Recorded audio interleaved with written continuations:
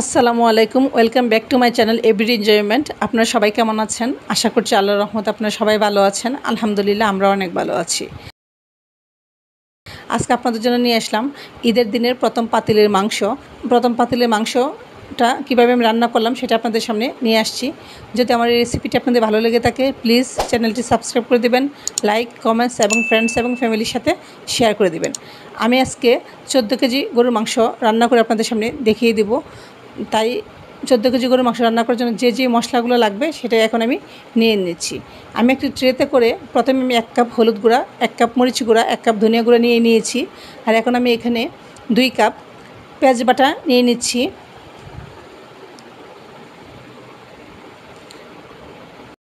আমি 2 কাপ পেঁয়াজ বাটা নিয়ে নিলাম।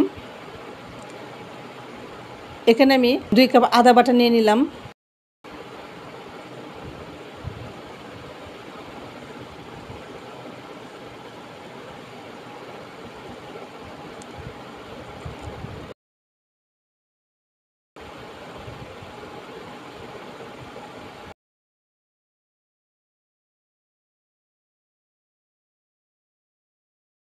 আমি 2 কাপ এখানে আদা বাটা নিয়েছি।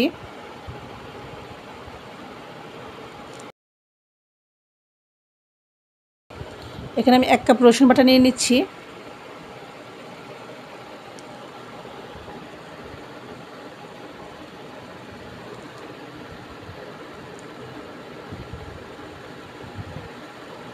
এখানে আমি 1 কাপের মতো গাজর কুচি দিয়ে দিলাম। আমি যখন ঈদের মাংসটা রান্না করি তখন আমি গাজর কুচি ব্যবহার করি।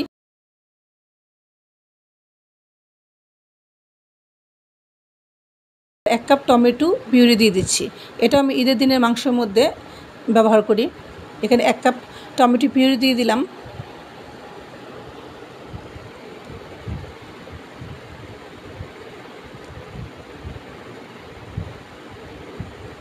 আমি এখানে 2 টেবিল চামচ জিরা গুঁড়া দিয়ে দিলাম।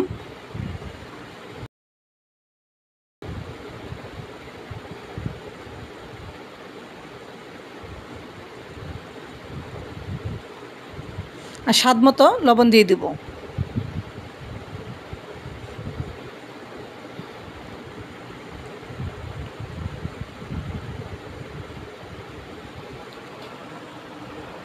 আমার এখানে সব মশলা নেওয়া হয়ে গিয়েছে। এখন আমি একটি বড় পাতিল নিয়ে নিলাম। এখানে 800 গ্রামের মতো আমি রান্নার রেগুলার তেল দিয়ে দিলাম।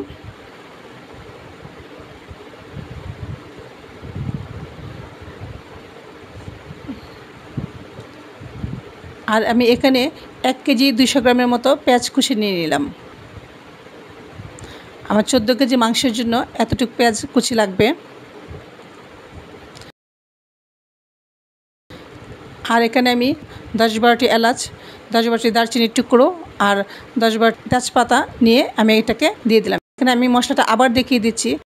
মরিচ গুঁড়া, লবণ, ধনিয়া গুঁড়া, হলুদ গুঁড়া, গাজর কুচি, জিরা গুঁড়া, টমেটো পিউরি, আদা বাটা, রসুন বাটা, পেঁয়াজ বাটা।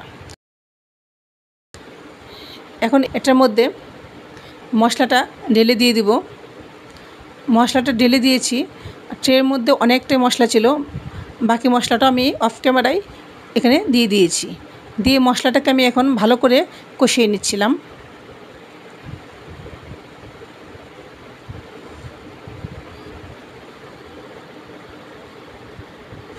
মশলাটা আমার কষানো হয়ে গিয়েছে। আমি নিচ থেকে ভালো করে নাড়াচাড়া করে দিচ্ছি।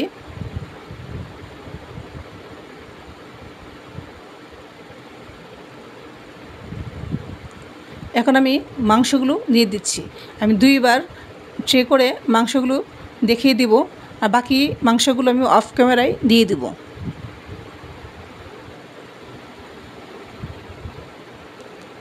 আমার পুরো মাংসটা দেওয়া হয়ে গিয়েছে। এখন আমি এটাকে মাংস আর মশলা ভালো করে নাড়াচাড়া করে আমি একসাথে মিশিয়ে নেব। আমার মাংসটা মিশানো হয়ে গিয়েছে।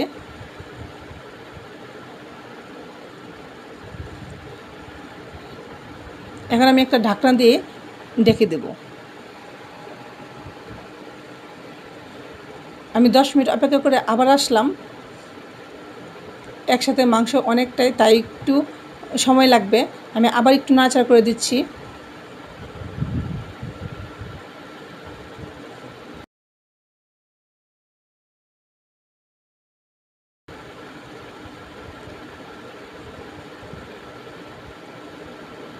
আমি ঢাকনা দিয়ে ঢেকে দিয়েছিলাম, আবার 10 মিনিট পরে আসছি। মাংসটা অল্প অল্প করে পানি বের হচ্ছে।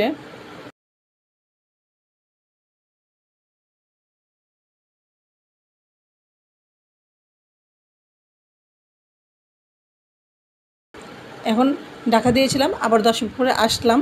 এখন আমি এখানে 1 টেবিল চামচ গোলমরিচের গুঁড়া দিয়ে দিলাম, আবার কিছুটা লবণ দিয়ে দিলাম। আমার মনে হয়েছিল যে আর একটু লবণ লাগবে, সেই জন্য 1.5 টেবিল চামচের মতো লবণ দিয়ে দিলাম।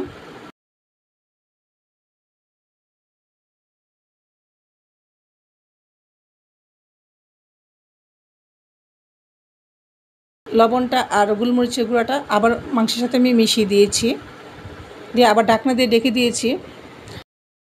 10 মিনিট অপেক্ষা করে আমি আবার আসলাম। মাংস থেকে বেশ পানি বের হয়েছে। এখানে আমি আবার 2 টেবিল চামচের মতো গরম মশলা গুঁড়ি দিয়ে দিলাম।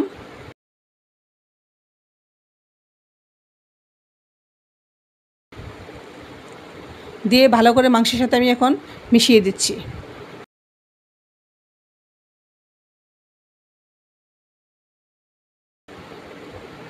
কুরবানিদের মাংস সিদ্ধ হতে বেশি সময় লাগে না।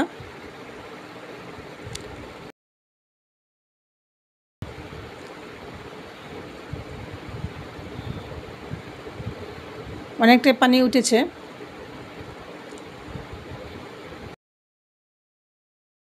এখন আমি আবার ঢাকনা দিয়ে ঢেকে দিয়েছিলাম। 10 মিনিট পরে আমি আবারও ফিরে আসছি। এখন আমি মাংসটাকে ভালো করে নিচ থেকে উপরে উলটপালট করে দিব, যাতে নিচ থেকে তলায় না লেগে যায়। যদি তলায় লেগে যায় তাহলে মাংসটা খেতে ভালো লাগবে না, তাই আমি এটাকে বারবার নাড়াচাড়া করে দিচ্ছি। ঈদের দিনের রান্না, তাই সব কিছু একদম গুছিয়ে করা হয়নি, কারণ ঈদের দিনের রান্না বা মাংস নিয়ে কিছুটা কাজ, আবার আমি আরেক পাত্রে রান্না করব, আবার ভিডিও করছি, সব মিলে অনেকটাই ঝামেলা থাকতে হয়েছে। তাই যত দূরে পেরেছি আমি চেষ্টা করেছি, তাই গুছিয়ে কিছু করা হয়নি। কিন্তু রেসিপিটা একদম আপনাদের যাতে সহজভাবে বাসায় তৈরি করতে পারেন, ঠিক ওইভাবে আমি চেষ্টা করেছি। যেই কারণে আমি মশলাটুকু একদম ভেঙে দেখিয়ে দিয়েছি যে কীভাবে কোনটা আমি দিয়ে রান্না করি। এটা আমার মতো করে আমি রান্না করি। আমার মনে হয় আমার মতো করে আপনারা বাসায় একবার ট্রাই করেন, আমার মনে হয় ইনশাল্লাহ আপনাদের কাছে খুবই খুবই ভালো লাগবে। এই মাংসটা খেতে অসাধারণ মজা।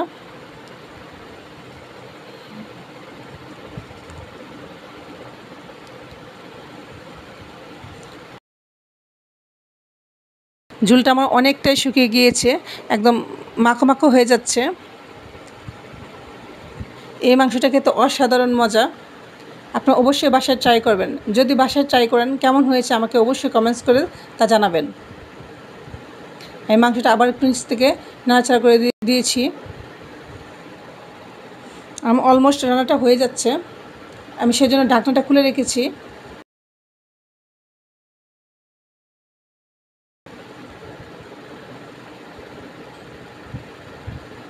আমার মাংসটা মাখো মাখো হয়ে যাচ্ছে।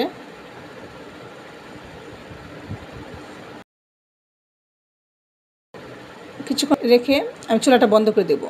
আমি চুলাটা বন্ধ করে দিয়েছিলাম। মাশাল্লাহ, দেখেন মাংসটা অনেক সুন্দর হয়েছে। মাশাল্লাহ, খেতে ইনশাল্লাহ অনেক ভালো লাগবে। আপনারা অবশ্যই বাসায় ট্রাই করবেন। আর যদি আমার এই রেসিপিটা আপনাদের ভালো লাগে